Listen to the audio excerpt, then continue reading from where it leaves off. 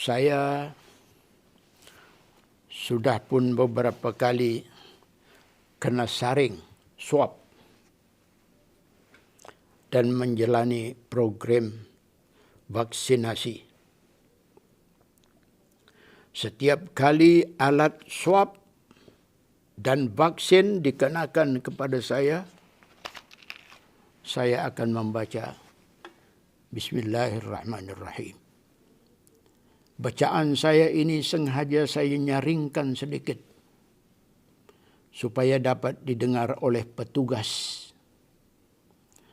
dengan harapan semoga mereka ini akan mencontohi saya membaca Bismillahirrahmanirrahim apabila menyuap atau memvaksin seseorang. Ini mustahak sebagai protokol ketuhanan untuk mendapatkan berkat. Saya sebutkan di sini satu contoh bukti keberkatan ayat Bismillahirrahmanirrahim. Di zaman Amirul Mukminin Sayyidina Umar ibn al-Khattab radhiyallahu anhu, Raja Rom telah menulis surat kepada beliau, kepada Umar, memberitahu bahawa raja itu sedang mengidap sakit kepala luar biasa. Raja mengadu kepada Sayyidina Umar ibn al-Khattab, Raja Rom, bahawa dia sedang mengidap sakit kepala yang luar biasa. Di mana katanya, doktor-doktor atau tabib-tabib telah gagal, tidak berjaya untuk merawatnya. Dan sebagai ikhtiar juga, raja ini telah menulis kepada Sayyidina Umar ibn al-Khattab, dan di antara isi perutusannya itu berbunyi, An-Nabi suda'an la yaskunu, fab'ath li dawa'an in kana indak, fa innal atibba ajazu 'anil mu'alajah. Artinya, adalah saya, kata Raja Rom, adalah saya sedang mengidap sakit kepala yang tiada hentinya. Maka tolonglah hantarkan kepada saya obat kalau Tuan ada memilikinya. Sesungguhnya para doktor telah gagal untuk memberikan rawatan kepada saya. Maka Sayyidina Umar ibn al-Khattab radhiyallahu anhu pun,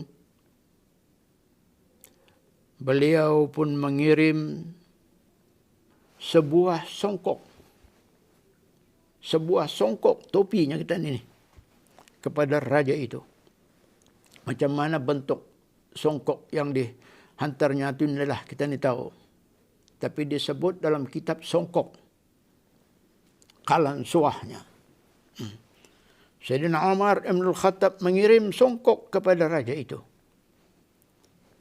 Apabila songkok ini dipakai oleh raja, kepalanya yang sakit berhenti dari sakit. Baik, pakai saja, sakit hilang. Allahu Akbar.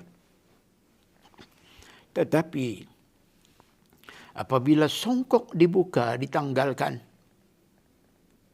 sakitnya kembali berulang. Sakit balik. Dipakai lagi oleh raja. Bila dipakai saja, dengan segera sakit itu pun hilang.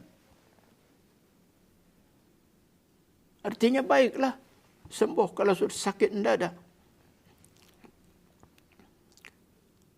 Dibuka lagi oleh raja. Dibuka, sakit balik. berulang. Pakai lagi, sakit pun hilang.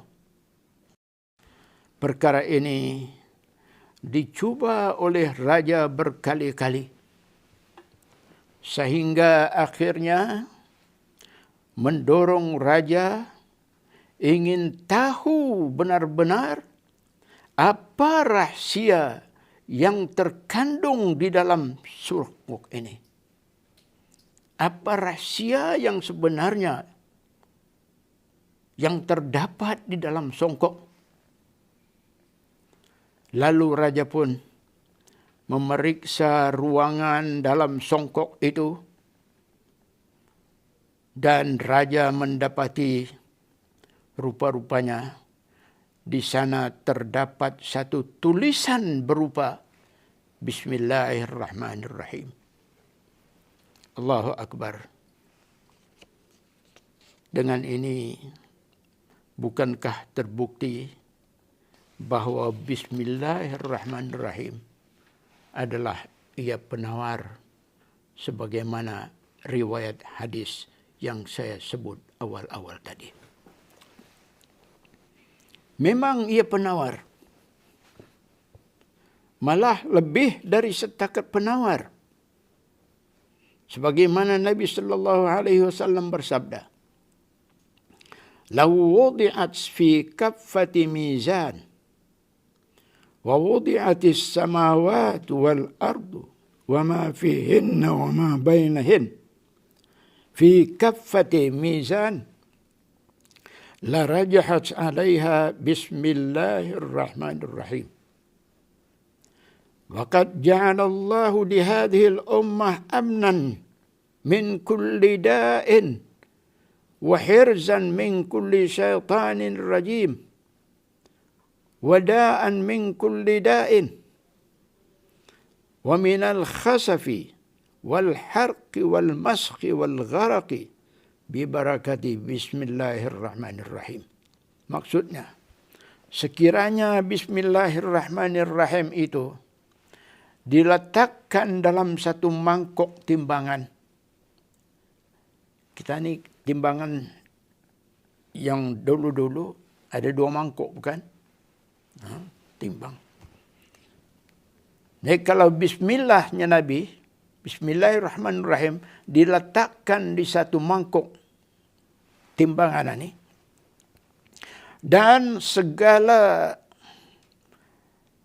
satu mangkok lagi diletakkan langit dan bumi dengan segala isinya.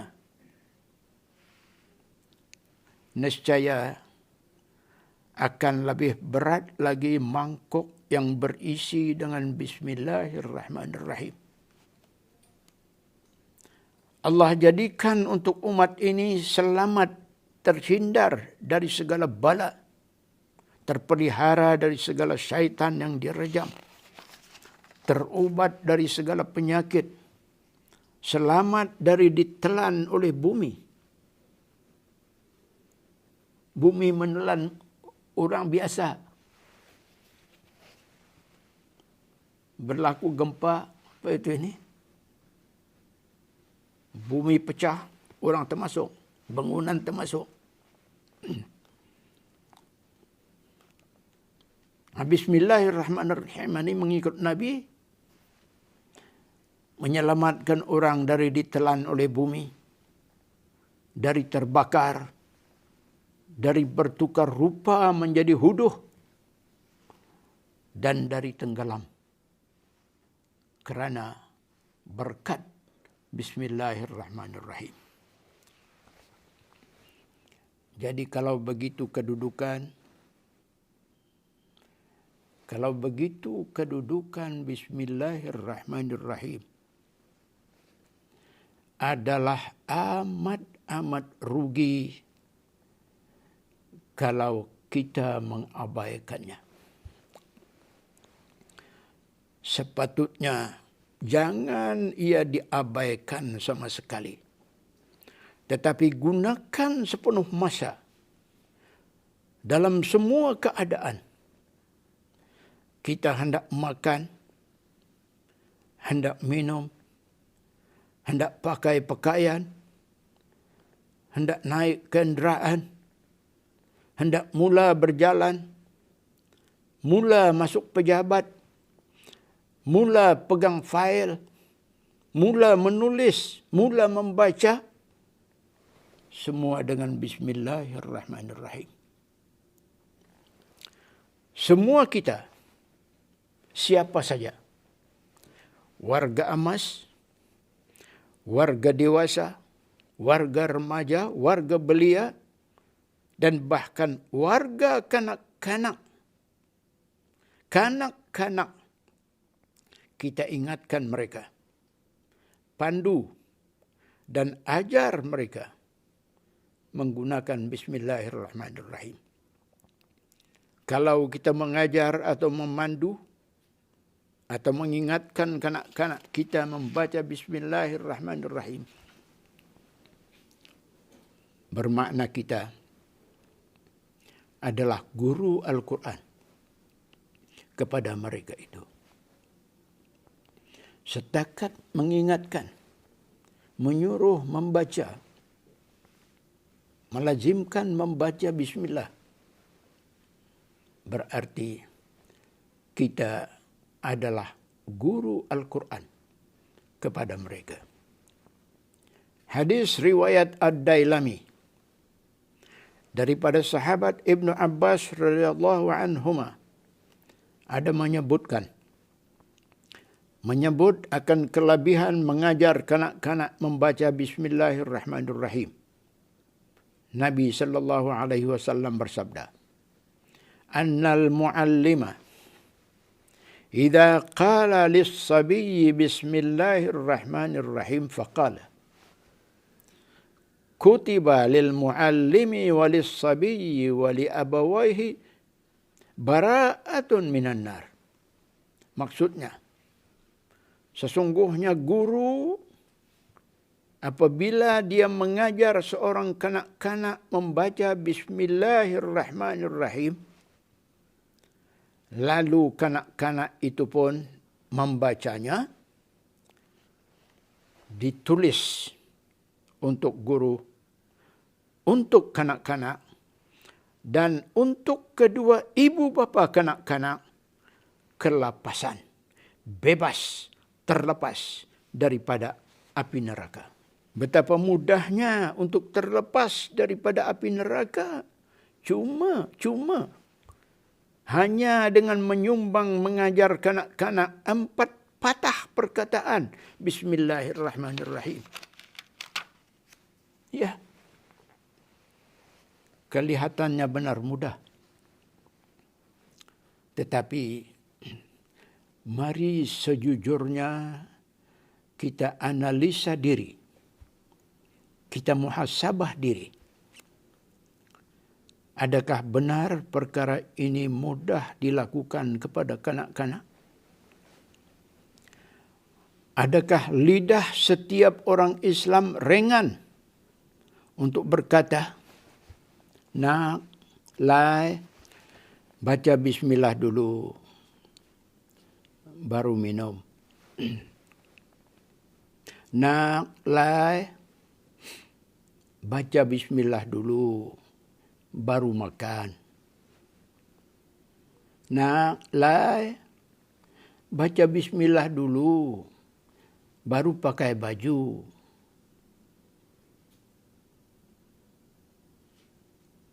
Nak, lai, baca bismillah dulu, baru menulis. Dan sebagainya. Siapakah yang tidak pernah lalai, yang tidak pernah lupa dari melakukan ini semua kepada kanak-kanak? Kalaulah ada yang tidak pernah lalai atau lupa itu, maka alhamdulillah, syukur. Dia adalah, menurut hadis tadi, calon yang akan terlepas daripada api neraka. Jadi betapa bertuahnya betapa bertuahnya guru, betapa untungnya ibu dan bapa yang bertindak mengajar, membimbing dan mengasuh anak-anak dengan Bismillahirrahmanirrahim ini.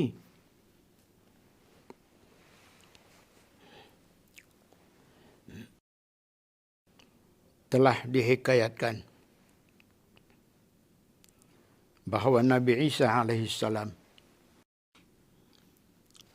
telah melakukan satu perjalanan dengan melintasi sebuah perkuburan. Baginda telah menyaksikan malaikat azab sedang menyiksa satu mayat. Kepada nabi-nabi perkara itu harus berlaku. Nabi Isa dalam satu perjalanan melintasi sebuah perkuburan, Baginda telah melihat, dapat menyaksikan malaikat sedang mengazab, menyiksa satu mayat.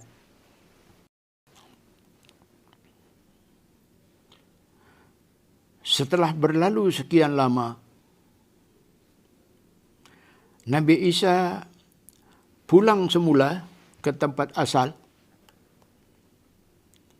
dengan melalui perkuburan yang sama tadi. Di sini Allah Subhanahu wa taala telah mewahyukan berita dengan firman-Nya. Ya Isa, kana hadzal 'abdu 'asiyan wa qad mata mahbusan fi 'adzabi wa qad taraka imra'atan habla fawaladat waladan warabathu hatta kabura fasallamathu ilal muallim falaqqanahu al-muallimu bismillahirrahmanirrahim fastahyaituhu min 'abdi an u'adzibahu fi batnil ardi wa waladuhu yadhkuru ismi ala dhahriha. Maksudnya, wahai Isa, adalah hamba ini, artinya orang yang kena azab tadi, adalah hamba ini seorang ahli maksiat. Dia mati terkurung dalam azabku. Dia meninggalkan seorang istri sedang mengandung. Masa dia meninggalkan seorang istri sedang mengandung. Istri ini telah melahirkan seorang anak lelaki. Anak itu dipeliharanya sehingga besar. Lalu diserahkannya kepada seorang guru. Dan guru ini mengajar kanak-kanak itu Bismillahirrahmanirrahim. Maka berfirman Allah, aku pun malu untuk mengazab hambaku bapa kanak-kanak ini di dalam perut bumi, sedang anaknya di atas bumi menyebut namaku Bismillahirrahmanirrahim. Hikayat ini, saudara, memberi petunjuk kepada kita bahawa anak yang membaca Al-Quran di atas dunia, ibu bapa di dalam barzakh mendapat rahmat. Anak yang membaca Al-Quran di atas dunia menyebabkan ibu dan bapa di dalam alam barzakh kubur mendapat rahmat. Nah, kalau sudah begitu keadaan, ayo wahai para ibu bapa, kita usahakan anak-anak kita supaya pandai membaca Al-Quran.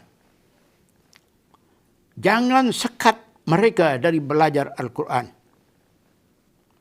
Jangan anggap subjek Al-Quran itu tidak penting atau menyusahkan. Jangan. Awas kita. Anggapan seperti ini mungkin datangnya dari bisikan-bisikan makhluk durjana syaitan. Pasal, karena syaitan memang sangat benci kepada Al-Quran dan benci kepada pembaca-pembaca Al-Quran. Syaitan mahu supaya rumah-rumah kita tidak ada Al-Quran, tidak ada pembaca Al-Quran, tidak ada penghayat Al-Quran. Karena bacaan Al-Quran itu adalah ibarat bom-bom berangkai yang jatuh ke atas kepala mereka. Mereka tidak boleh berkawan dengan pembaca Al-Quran, tetapi sebaliknya sangat mesra dan kasih kepada siapa yang kosong Al-Quran.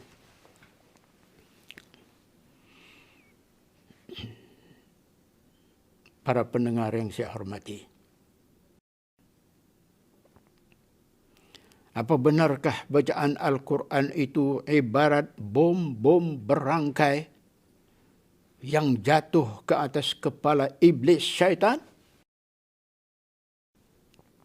Jawabnya, memang benar. Tidak syak lagi. Al-Imam Al-Ghazali rahimahullah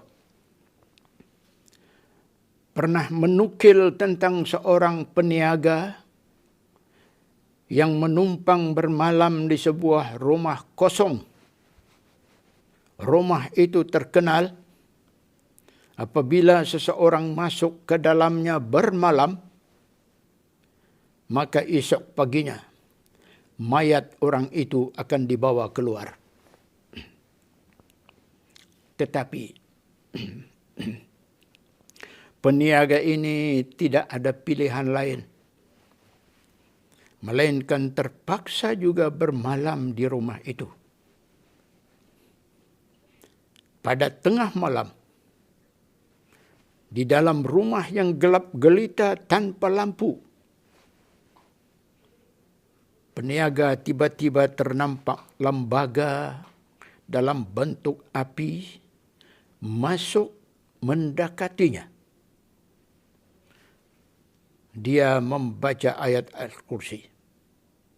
Peniaga membaca ayat Al-Kursi. Tetapi lembaga itu tetap marah juga ke arahnya. Dia membaca terus ayat ini. Manakala sampai kepada lafaz wala ya'uduhu hifdhuhuma, wala ya'uduhu hifdhuhuma, lembaga itu dilihatnya terhenti, tidak lagi bergerak. Maka dia pun terus mengulang-ulang bacaan wala ya'uduhu hifdhuhuma, wala ya'uduhu hifdhuhuma. Setiap kali dia mengulang, kelihatan api lembaga mengecil. Lalu dia pun mengulang terus sehingga 7 kali ulang, dan api lembaga kelihatan padam sama sekali. Dia pun tidur, dan esok paginya dalam langkah keluar rumah, di tempat api malam tadi didapatinya ada benda yang terbakar. Ada bekas benda yang terbakar yang sudah jadi arang. Berkata ulama, itulah bekas makhluk yang terbakar jadi arang. Berkat ayat Al-Kursi pada lafaz ولا يؤوده حفظهما وهو العلي العظيم. والله أعلم. Para penonton yang saya hormati, saya akan akhiri ceramah ini dengan membawakan sebuah sahaja lagi hadis yang memaparkan betapa agung dan hebatnya Al-Quran. Nabi sallallahu alaihi wasallam bercerita ketika baginda itu diisrakan, baginda berhenti di bawah arasy dan baginda nampak di sebelah atas ada 2 lauh. Salah satunya tertulis Fatihatul Kitab, Al-Fatihah, dan lauh kedua seluruh Al-Quran. Nabi bersabda, "Ya Rabb, akrim ummati bihadainil lauhain." Wahai Tuhanku, muliakanlah umatku dengan 2 lauh ini. Menjawab Allah, "Qad akramtuka wa ummataka bihima." Memang aku telah pun memuliakanmu dan memuliakan umatmu dengan keduanya. Bertanya Nabi, "Ya Rabb, ma thawabu man yaqra'u Fatihatal Kitab?" Wahai Tuhanku, apakah pahala bagi siapa yang membaca Fatihatul Kitab, yakni Al-Fatihah? Menjawab Allah, "Ya Muhammad, hiya 7 ayat, man qara'aha marratan hurrimat alaihi 7 abwabi jahannam." Wahai Muhammad, Al-Fatihah itu ada 7 ayat. Barang siapa yang membacanya sekali, diharamkan ke atasnya 7 pintu neraka. Bertanya terus Nabi, "Ya Rabb, fama liman qara'al Qur'ana marratan?" Wahai Tuhanku, apa pula bagi siapa yang membaca sekali seluruh Al-Quran? Menjawab Allah, "A'taituhu bikulli harfin syajaratan fil jannah." Aku memberinya untuk tiap-tiap satu huruf ialah satu pohon di dalam surga. Nabi sallallahu alaihi wasallam menceritakan terus bahwa baginda telah melihat di dalam lauh itu ada 3 cahaya pada 3 tempat. Baginda bertanya, "Ya Rabb, ma hadhil anwarus thalathah?" Wahai Tuhanku, apakah 3 cahaya itu? Menjawab Allah, "Hiya mawdi'u ayatil kursi, wa yasin, wa qul huwallahu ahad." 3 cahaya itu ialah masing-masing tempat ayat Al-Kursi, surah Yasin, dan qul huwallahu ahad. Bertanya Nabi, "Ya Rabb, ma thawabu ayatil kursi?" Wahai Tuhanku, apakah pahala ayat Al-Kursi? Menjawab Allah, "Hiya sifati man qara'aha marratan yanzuru wajhi yaumal qiyamah bila hijab. Wa amma Yasin fahiya qalbul Qur'an wa hiya 80 ayah, man qara'aha kullu yamin marratan falahu minni 80 rahmah, 20 fi hayatihi wa 20 inda mautihi wa 20 fi qabrihi wa 20 inda ba'thihi.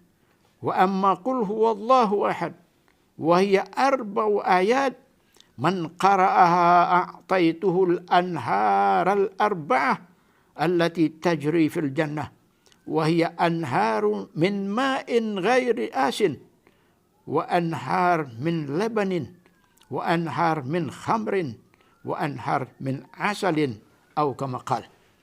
Ayat Al-Kursi adalah sifatkunya Allah Ta'ala. Barang siapa yang membacanya sekali, akan dapat memandang wajahku pada hari kiamat tanpa dinding. Adapun Yasin pula, ia adalah hati Al-Quran. Jumlahnya 80 ayat. Barang siapa membacanya sekali pada tiap-tiap hari, bagi orang itu akan mendapat 80 rahmat. 20 rahmat dalam masa hidupnya. 20 lagi ketika matinya. 20 lagi dalam kuburnya. Dan 20 lagi ketika dia dibangkitkan. Sementara Qul huwallahu ahad, ia ada 4 ayat semuanya. Barang siapa yang membacanya, akan disediakan untuknya 4 sungai di dalam syurga. Sungai-sungai itu pertama, sungai air tawar. Kedua, sungai susu. Ketiga, sungai arak. Dan keempat, sungai madu. Arak di sini saudara bukan arak dunia, tetapi arak akhirat yang lazat dan halal. Subhanallah. Begitulah. Baru membaca beberapa surah dan ayat dari Al-Quran itu, pahalanya berupa rahmat Allah sudah melimpah ruah. Betapa kalau kita melazimi membaca Al-Quran itu keseluruhannya. Sekian saja. Wabillahi taufiq wal hidayah. Wassalamualaikum warahmatullahi wabarakatuh.